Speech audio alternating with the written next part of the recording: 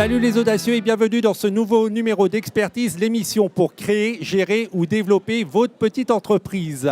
Et dans cette émission, nous allons voir pour ceux qui veulent entreprendre en franchise, quels sont les engagements des franchiseurs. En compagnie de Jérôme Pagès d'Axéo, bonjour. Bonjour.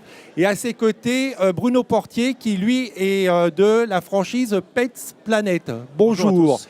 Et à eux deux, ils représentent près de 300 franchisés. Autant vous dire que les engagements des franchiseurs vont vous être donnés avec précision. Tout à l'heure, le Zoom pointera Alexandre Devigan, qui est fondateur d'une start-up qui s'appelle Upster et qui parle de la nouvelle façon d'aménager sa maison. Mais on revient au thème principal de cette émission, les engagements des franchiseurs. Donc pour commencer, Bruno, est-ce que vous pouvez nous dire quels sont les engagements que doit porter un franchiseur auprès de son franchisé? Alors les relations entre franchiseurs et franchisés sont gérées par une loi, dite loi Doubin, qui prévoit notamment la remise d'un document qui s'appelle DIP, document d'information précontractuelle, et qui prévoit un certain nombre d'informations obligatoires que doit donner le franchiseur au franchisé pour que le franchisé s'engage en toute connaissance de cause. Et donc c'est dans ce DIP qu'on va trouver tous les engagements. Tout d'abord, ça veut dire quoi DIP? Alors DIP, ça veut dire document d'information précontractuelle. Donc en fait, ce document est transmis par le franchiseur dès qu'on avance avec notre candidat et que on s'apprête à lui faire confiance et on lui remet un DIP. Donc c'est un document d'information précontractuelle, comme je vous disais. Dedans, on retrouve plusieurs informations. Il y a une photographie à l'instant T du réseau, la liste des franchisés, les sorties sur les 12 derniers mois du réseau. Vous avez aussi un contrat type de franchise à l'intérieur, donc le contrat type de l'enseigne. Vous avez une étude de marché au niveau national sur le marché de la franchise. En tout cas, par exemple, chez nous, c'est le marché des services à la personne. Ensuite, vous avez une étude locale de son secteur qu'on va lui confier.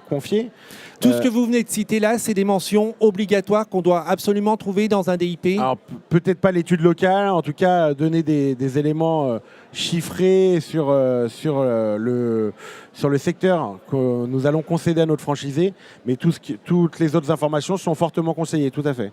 Et il manque aussi des éléments financiers sur le franchiseur, sur la santé financière du franchiseur. Nous, par exemple, nous avons nos derniers comptes de résultats. Qu'est-ce qui se passe si le franchisé signe un contrat de franchise avec son franchiseur sans avoir reçu le DIP? Alors ça ne se fait pas, normalement, pour les franchiseurs dignes de ce nom. Malgré tout, si le franchiseur arrive à prouver qu'il a fourni l'ensemble des informations prévues par la loi, indépendamment d'un document qui peut s'appeler DIP, à une date bien précise, le contrat peut être jugé valable. Mais une franchise qui se respecte va envoyer au franchisé un DIP et si jamais il n'y a pas ce DIP, est-ce que le contrat de franchise peut être annulé par la suite? Alors le contrat de franchise peut être annulé si, quand le franchisé a reçu malgré tout l'ensemble de l'information obligatoire, là ça va être le franchisé qui va devoir prouver un éventuel vice de consentement.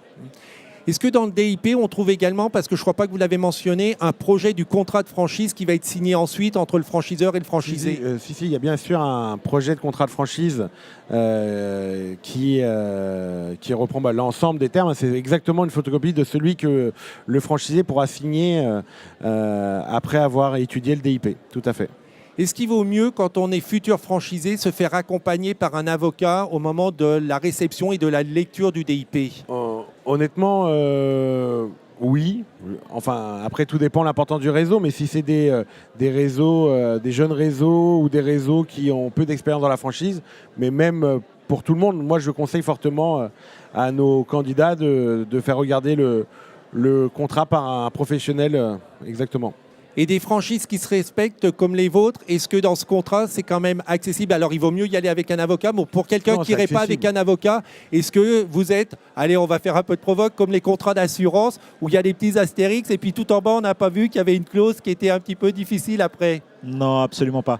Un contrat de franchise ressemble beaucoup à un contrat commercial classique.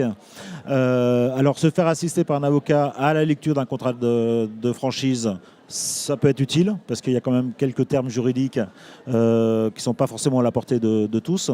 Après, au niveau simplement du DIP, c'est de l'information brute qui ne nécessite pas forcément l'avis d'un avocat. Il n'y a pas un besoin d'expertise dans la matière. Le DIP doit être signé par le futur franchisé? Oui. Oui, en fait, on doit acter la date à laquelle il a reçu l'information et donc signer ce DIP. Et il y a un délai minimum entre la réception du DIP, la signature du DIP et la signature après du contrat de franchise? Tout à fait. Le DIP doit être, la loi Douban qui le dit, donc le DIP doit être mis au moins 21 jours avant la signature du contrat de franchise. Quels sont les points, à votre avis? Alors vous avez la casquette franchiseur, mais vous connaissez aussi très bien les franchisés. Quels sont les points sur lesquels un futur franchisé doit être vraiment vigilant par rapport au contrat de franchise qu'il doit signer? Imaginez que vous vous mettez dans la peau d'un franchisé, que demain vous deveniez franchisé. Sur quoi il faut être spécialement vigilant? Bon, il y a plusieurs points dans le contrat de franchise sur lesquels il faut être vigilant. Déjà, la durée, savoir pour combien de temps on s'engage. Quelle est la durée en général? C'est quoi la règle? Par exemple, chez nous, c'est 7 ans. Voilà. Renouvelable tacitement pendant une période de 3 ans. Donc après, c'est variable selon les réseaux. Il y a des réseaux, c'est 5 ans, 10 ans. C'est combien sur votre réseau? C'est 5 ans chez nous. D'accord. Et à l'issue de la période de 5 ans, le contrat est re-signé à l'identique. D'accord. Sans paiement de droits d'entrée supplémentaires, etc. Donc regardez la durée du contrat. Comme monsieur vient de le dire aussi, vérifier les conditions de renouvellement. Il y a des franchiseurs qui en profitent pour reprendre un droit d'entrée. Voilà, donc c'est à cet élément-là. Ensuite, les royalties à verser aux franchiseurs. Ouais. Ensuite, vous avez aussi à bien regarder les frais supplémentaires parce que généralement, il y a des minimums aussi de facturation. Il y a d'autres, peut-être, mensualités à verser aux franchiseurs autres que cela. Et donc ça, il faut vraiment être attentif. Ensuite, il faut regarder les obligations au quotidien sur l'approvisionnement ou autre. Ça dépend après du type d'activité, mais il faut bien regarder, savoir si on a une exclusivité d'approvisionnement ou pas. Après, il faut regarder, je pense, en complément, les modalités de sortie pour voir si demain, nous ne sommes plus en adéquation avec le franchiseur, les modalités de sortie. Donc ça fait quand même pas mal de points sur lesquels il faut être particulièrement vigilant. Tout à fait. Et après, il y a même des contrats de franchise où vous avez des minimums de chiffre d'affaires à respecter. Donc il faut aussi être vigilant sur ce point-là. Et ça, vous le conseillez ou vous le déconseillez? Si par exemple dans mon contrat, il y a un minimum de chiffre d'affaires exigé, est-ce qu'il vaut mieux dire non, cette franchise n'est pas faite pour moi? Ou est-ce que vous le pratiquez dans vos réseaux? Nous, on le pratique, mais sur des niveaux très faibles en la matière. En fait, nous, on met en place des quotas d'achat très faibles. C'est dans le cas où on a un éventuel franchisé qui décide d'arrêter son activité pour des raisons ou pour une autre. S'il ne nous envoie pas une lettre comme quoi il veut arrêter son contrat de franchise, ce quota-là nous permet de libérer le secteur. Est-ce que les conditions du contrat de franchise entre le franchiseur et le franchisé, est-ce que ça peut évoluer au cours de la franchise? Est-ce que les engagements du franchiseur peuvent changer au cours du contrat? On peut changer des modalités du contrat de franchise. De toute façon, la franchise se doit d'évoluer aussi au fur et à mesure de son évolution. Et donc, oui, on pourrait réaliser des avenants qui pourraient modifier certaines choses. Mais honnêtement, il ne faut pas trop modifier les conditions, en tout cas financières, principalement des franchisés, parce que ça peut être aussi une raison de rupture avec le franchisé. Un contrat de franchise existe quand il a un vrai savoir-faire. Et par définition, ce savoir-faire évolue dans le temps. Et donc, on peut être amené effectivement à faire des avenants au contrat de franchise dans le cadre de l'évolution de ce savoir-faire. Et donc, c'est des engagements qui ne s'imposent pas forcément au franchisé. J'entends par là qu'il faut que le franchisé soit d'accord et c'est un contrat commercial. Donc, il faut que les deux parties soient signataires, sinon on reste sur le premier contrat. Exactement.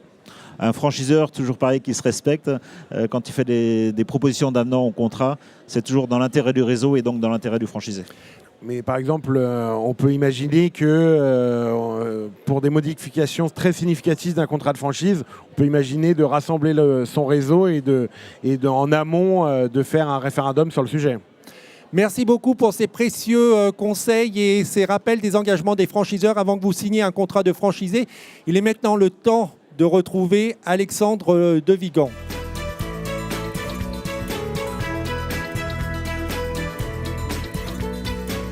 Bonjour Alexandre. Bonjour. Donc je le disais au sommaire, vous êtes à la tête d'une start-up qui s'appelle Upstairs et c'est la nouvelle façon d'aménager sa maison. Quelle est la principale difficulté que vous avez rencontrée lorsque vous avez lancé votre start-up ? Alors pour nous, la principale difficulté, ça a été de passer du concept, donc de l'idée, au marché. Quand on s'est lancé sur le marché, on a testé notre produit, on a eu beaucoup plus de demandes que ce qu'on avait anticipé, ce qui a été extrêmement difficile à gérer du jour au lendemain, un problème de process, un problème de structuration d'équipe et d'outils. Et ça a été très compliqué. C'est-à-dire qu'il y a eu trop de commandes et que la boîte était trop petite ou mal organisée pour faire face à toutes ces commandes. C'est-à-dire qu'on n'avait pas anticipé qu'on en aurait autant aussi rapidement. On pensait qu'on aurait eu plus de temps pour s'adapter, pour faire évoluer les process. Et en fait, du jour au lendemain, et c'est la puissance des réseaux et d'Internet, on a eu énormément de demandes qui nous a mis en place un peu plus tôt que ce qu'on pensait, avec des difficultés de volume, quoi. Et comment vous avez surmonté cette difficulté alors ? Alors cette difficulté, on l'a surmontée de 3 manières. On a premièrement, et de façon assez rapide, on a vu qu'on avait trop de demandes, donc on a essayé de réduire un peu le flux en stoppant la communication pour essayer de gérer un volume plus faible. Deuxièmement, on a rapidement mis en place des process plus structurants plus performants, et on a recruté aussi pas mal une équipe un peu plus importante pour pouvoir faire face à un volume croissant rapide. Ça a mis en danger la société à un moment avec des salariés qui voulaient peut-être partir ? Ça aurait pu. Personne n'est parti. On a recruté toutes les personnes qui étaient chez nous. En revanche, effectivement, si on n'avait pas été suffisamment attentif à nos salariés, à notre équipe, sans laquelle on ne peut pas fonctionner, il y en aurait qui seraient partis. Donc aujourd'hui, vous avez recalibré la société. Quelle est la prochaine étape de développement ? Alors la prochaine étape aujourd'hui, c'est de la croissance, puisque maintenant qu'on a mis en place les process, les outils, que notre solution est complètement industrialisée, on est à nouveau sur le marché à partir du 15 octobre. Et là, en déployant tous les leviers d'acquisition, donc là, on va faire face à on le sait déjà, puisqu'on a déjà signé beaucoup de contrats, une croissance rapide qui nécessite beaucoup de vigilance. Alors la croissance pour un entrepreneur, c'est le mot magique. Vous faites comment, vous, pour avoir de la croissance ? Alors nous, on a un produit qui plaît, on a un produit B2C, on utilise donc ce qui touche nos consommateurs. Notre cible, c'est entre 25 et 40 ans, des gens qui veulent aménager leur maison. Donc c'est les réseaux sociaux, c'est des partenariats médias, c'est des partenariats avec des marques, puisqu'on fait de l'aménagement, du mobilier sur mesure. Et ça marche très très fort, de la recommandation.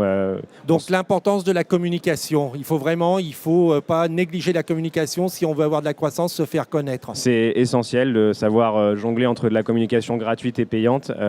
Payante, c'est une traction très forte rapidement. Gratuite, c'est le socle de votre communauté qui assure la pérennité de votre produit. Et donc la deuxième chose, communiquer c'est bien, mais il faut être présent sur les médias sociaux. Maintenant, c'est indispensable pour développer du chiffre d'affaires. Effectivement, ça dépend de la cible, mais nous on a une cible B2C ultra digitalisée. Nous, les réseaux sociaux, aujourd'hui, c'est 90% de notre source de flux, quoi. Merci beaucoup pour ce témoignage. Merci à vous pour ces précieux conseils pour les futurs refranchisés. Si vous voulez revoir cette émission, elle est sur Salon SME TV, la chaîne YouTube du Salon SME. Vous pouvez les retrouver également sur demain.fr. On se retrouve très prochainement pour une nouvelle émission Expertise, l'émission pour créer, gérer ou développer sa petite entreprise. À très bientôt les audacieux.